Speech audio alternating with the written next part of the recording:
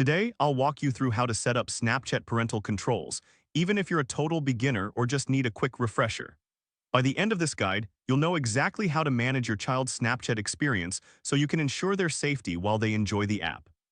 Let's get started. First, open your Snapchat application on your device. This is where the fun begins, and don't worry if your dashboard looks slightly different, as updates can change the layout. Once you're on the camera page, look for your profile icon in the top left corner and click on it. This will take you to your profile settings. Think of it as the front door to your Snapchat settings. Next, click on the settings gear icon, which you'll find in the top right corner. This is where you can customize your Snapchat experience, similar to adjusting the settings on your favorite video game. Now scroll down and choose Family Center. This feature is designed specifically for managing family connections and monitoring your child's activity.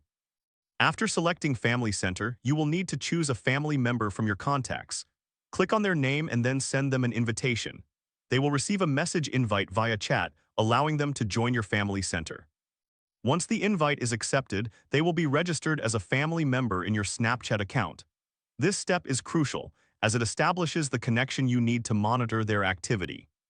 To keep an eye on their Snapchat usage, go to the search bar at the top of the screen. Type in Family Center, and once you click on it, you'll see the profiles of your family members.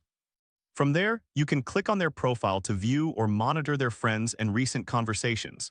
This gives you insight into their interactions on the platform, ensuring you can keep them safe while they engage with their friends. And there you have it. Setting up Snapchat parental controls is a straightforward process that helps you stay connected and informed about your child's online interactions. If this helped you out, please give the video a thumbs up.